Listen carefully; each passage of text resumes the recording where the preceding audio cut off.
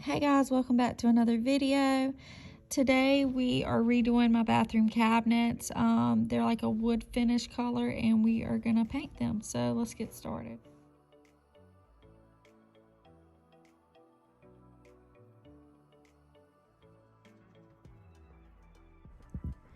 So this is what they look like before. It's like a brown wood finish. I picked out a navy color, and this is what my bedroom looked like because we had to take everything off the counters and out the bathroom. So my bedroom's a mess right now.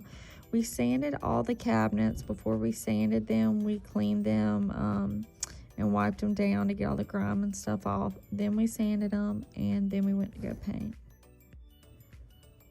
So the color I picked out, I was trying to decide between two colors. There was a Salty Dog and a Navel by Sherwin-Williams.